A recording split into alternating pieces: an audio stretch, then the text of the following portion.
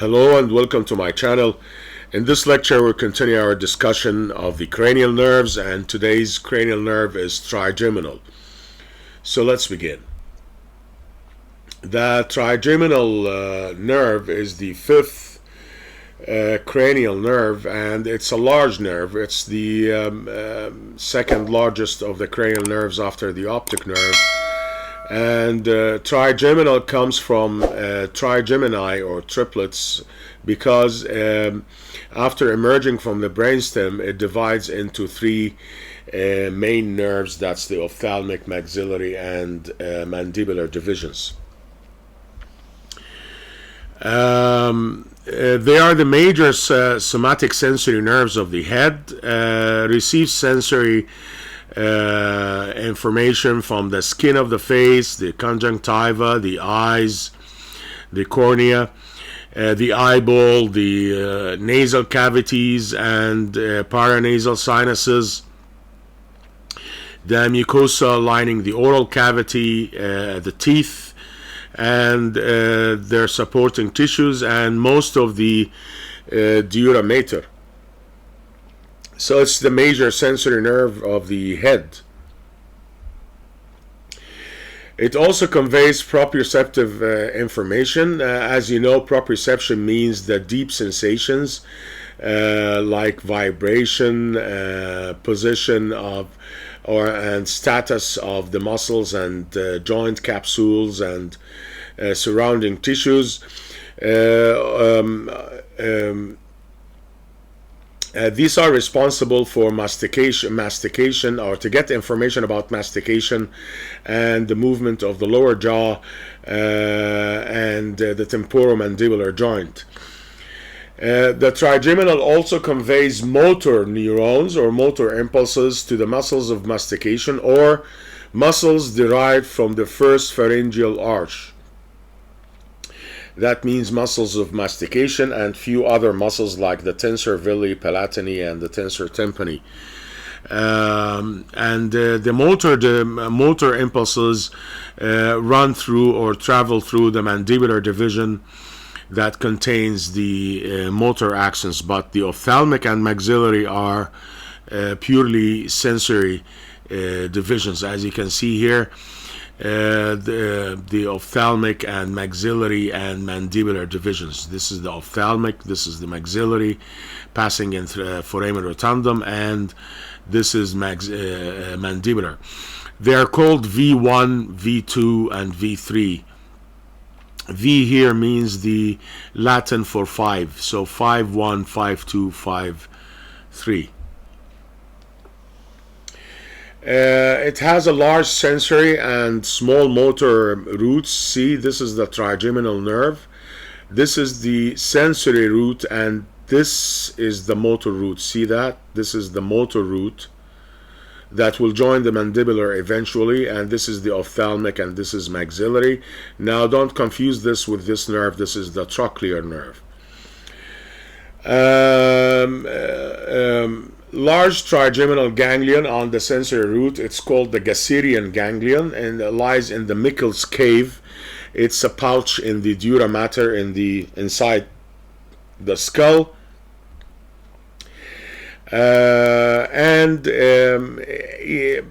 As mentioned, each nerve divides into three divisions distal to the ganglion, and the motor root bypasses the ganglion and joins the mandibular division. Of course, the motor root has nothing to do with the trigeminal ganglion. It just bypasses it. The ophthalmic and maxillary divisions of the trigeminal nerve leave the upper part of the ganglion and pass in the cavernous sinus. The ophthalmic division passes through the superior orbital fissure, the maxillary division through the foramen rotundum to the pterygopalatine fossa. Remember this in the head and neck lectures. And the mandibular division passes through the foramen ovale and descends into the infratemporal fossa, as we studied it before in this region. See, this is the mandibular division. Now, the cutaneous distribution, or the skin of the face or the head covered by the trigeminal, carries useful information because it has a pattern, and any structure lies underneath the skin, or the cutaneous distribution is supplied by the same branch that supplies that piece of skin. The ophthalmic division supplies skin from the vertex. This is the vertex here. It's the top of the skull, the highest point in the skull, down to the upper eyelid, as you can see here, and the bridge of the nose, a strip of the nose actually. The maxillary division supplies the lower eyelid and the cheeks, the upper lip, and extends into the temporal region. The mandibular division supplies the skin over the mandible, but be careful, it's not the whole skin. The skin over the parotid, or the angle of the mandible, is not supplied by the mandibular.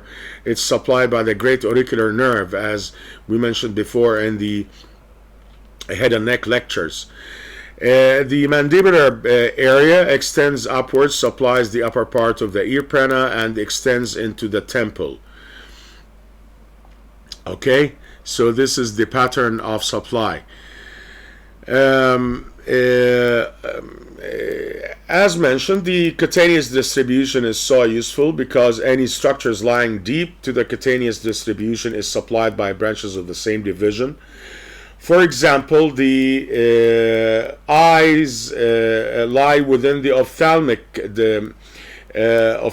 area, so as does the upper part of the nasal cavity and some of the air sinuses. These structures all innervated by the ophthalmic division.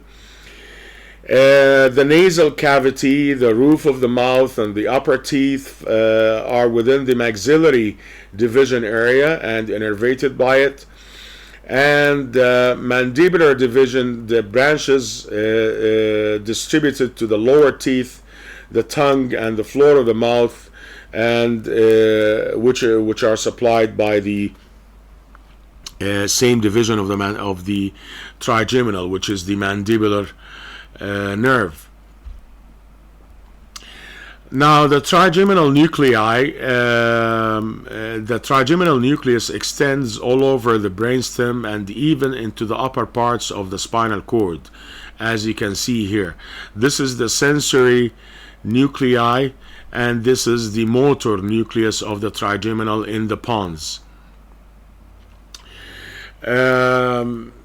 Why? Because a large number of projection neurons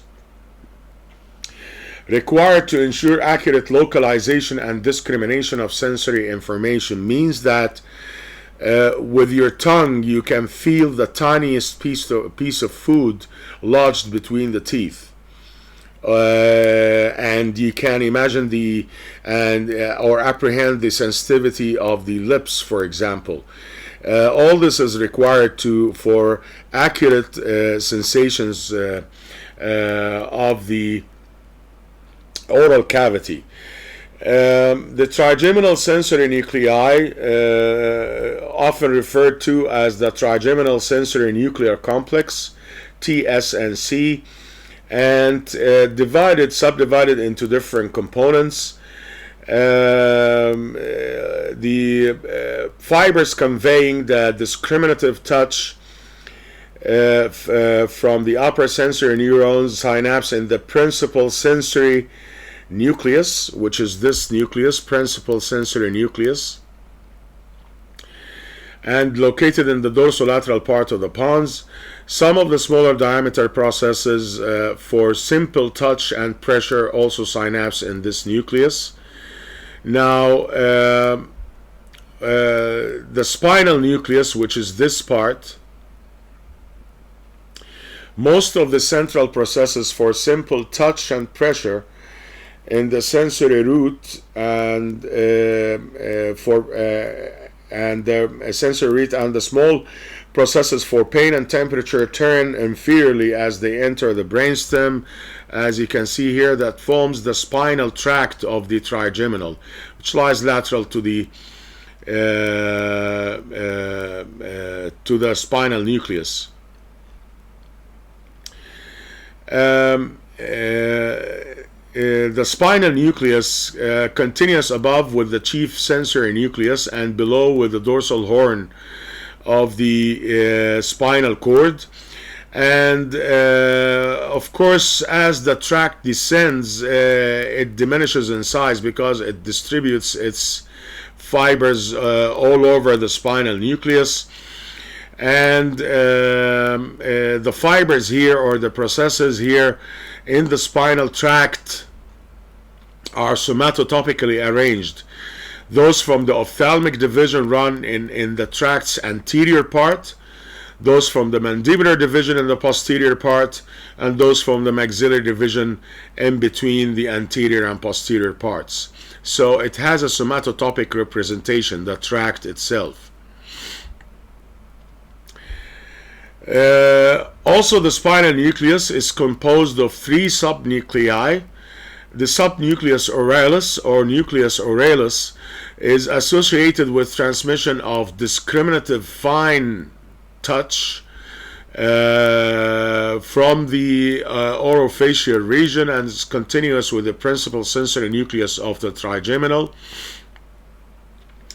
The subnucleus interpolaris is also associated with transmission of tactile sense as well as the dental pain, although the function of this nucleus is not completely understood. Still, there are researches about the functions of this nucleus, or this part of the spinal nucleus.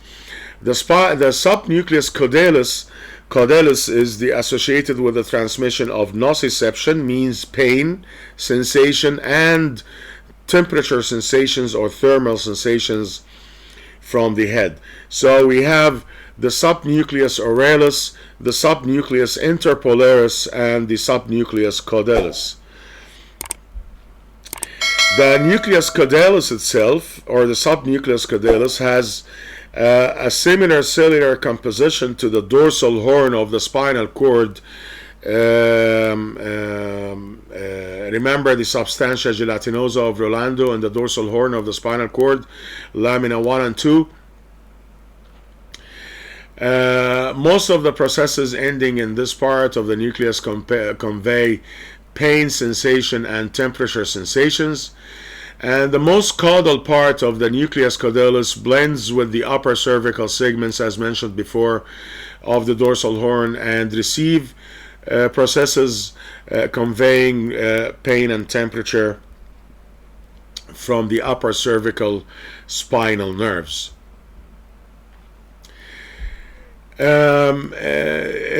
When you study the representation of the face in the nucleus caudalis, it's somatotopic.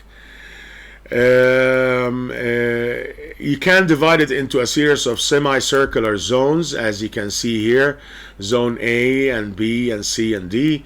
They spreading concentrically from around the mouth as you go backwards and upwards to the skull.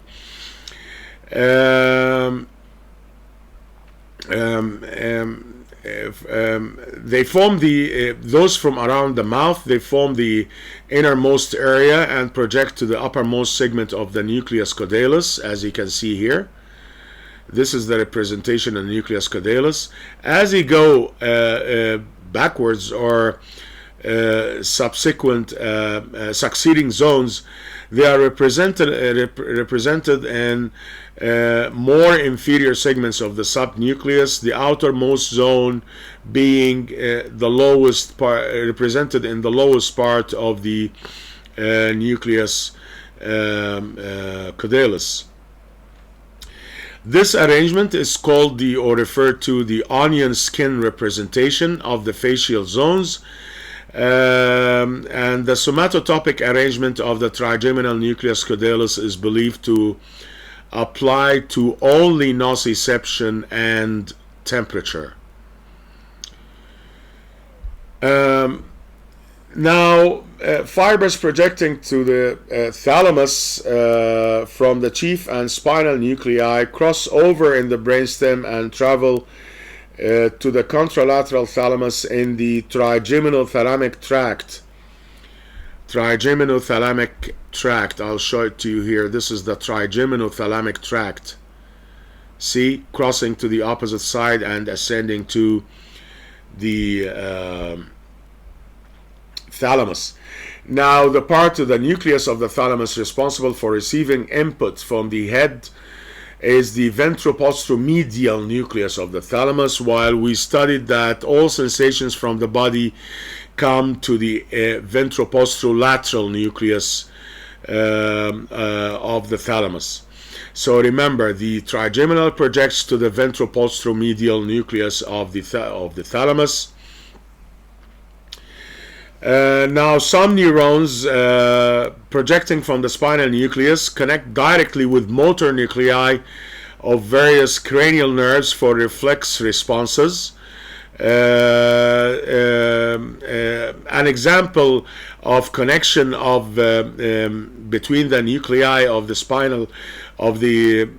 trigeminal nucleus with other cranial nerves is the salivation that occurs in response to the presence of the dentist's fingers and instruments in the patient's mouth, because sensory stimuli from the oral mucosa are carried in the maxillary and mandibular divisions of the trigeminal and conveyed to the, or connected to the, also to the salivatory nuclei.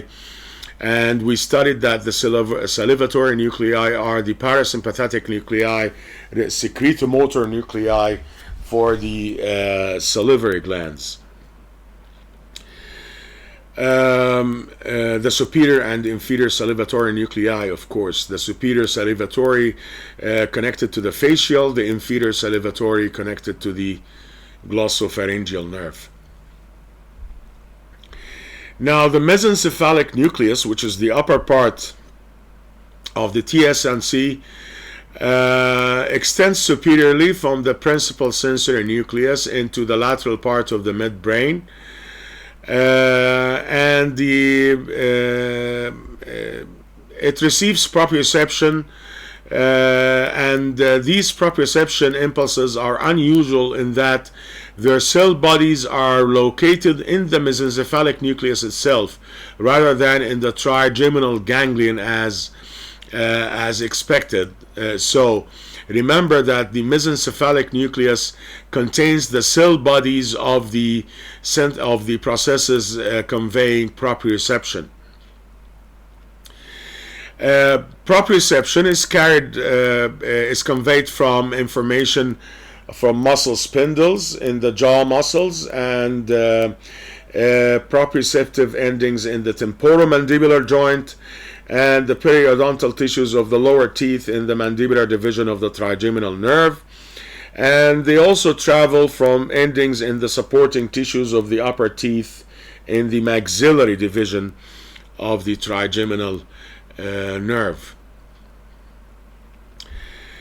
Proprioceptive information from muscle spindles in the extraocular muscles also, and possibly from spindles in the muscles of the face and tongue and larynx, also project to the mesencephalic nucleus. The central processes of neurons, cell bodies in the mesencephalic nucleus synapse with neurons in the trigeminal motor nucleus for reflex control of the jaw movements, and also cells and reticular information from which axons pass to the thalamus. Now, you examine these connections by the jaw jerk or the jaw reflex when you put your finger on the chin of the patient and strike it with the other hand or with the medical hammer. The motor nucleus of the trigeminal nerve give rise to the lower motor neurons that will supply all muscles derived from the first pharyngeal arch, like the muscles of mastication, the mylohyoid, the anterior belly of digastric, the tensor villi palatini, and the tensor tympani. The motor nucleus receives inputs from both the ipsilateral and contralateral corticonuclear tracts It was mentioned before that corticonuclear tracts, they have bilateral projections, and the motor nuclei also receive inputs from the trigeminal sensory nuclear complex, or the TSNC, for reflex responses to stimulation of the areas covered by the sensory distribution of the trigeminal nerve. Now, diseases affecting the trigeminal nerves. One famous disease is trigeminal neuralgia. It's an unpleasant condition in which the patient suffers from spasms of violent, severe pain in the area of distribution of one or more of the divisions of the trigeminal nerve. And I read about, as one of the treatments of this trigeminal neuralgia, when no other treatments succeed or all other treatments fail, they tried injecting the ganglia itself with alcohol to reduce the pain along the distribution of the branches of the trigeminal nerve. Another disease is the Herpes Zoster.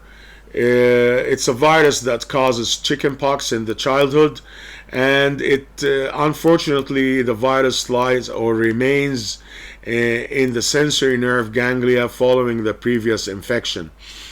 Reactivation of the virus in adulthood causes shingles.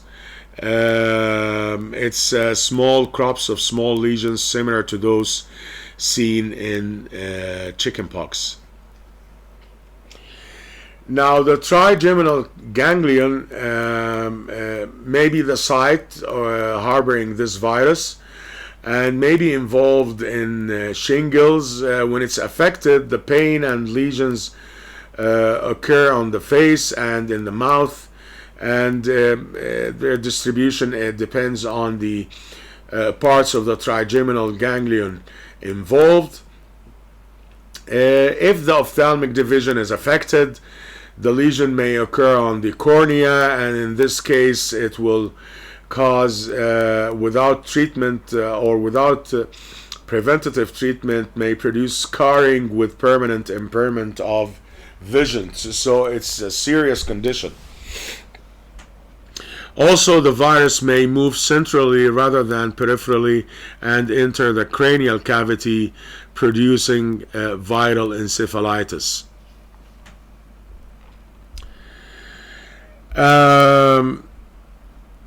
Also, any of the three divisions of the trigeminal nerve may be damaged by facial fractures. The ophthalmic division is liable to injury in fractures involving the orbit. The maxillary division, of course, fractures involved in fractures involving the middle third of the face, and the inferior alveolar, because of anatomical distribution within the mandible, so it's liable to injury with fractures of the mandible. Also, the lingual branch, which almost grooves the mandible posteriorly, supplying the mucosa of the tongue with somatic sensation, also vulnerable in especially during surgical extraction of the lower third molar or the wisdom teeth. And by the way, it may be injured by the injection of the anesthetic. You must know that the lingual nerve grooves the alveolus of the third molar tooth from the medial aspect, or from the inside, the oral side. I hope you got the maximum benefit from this lecture, and thank you very much for watching.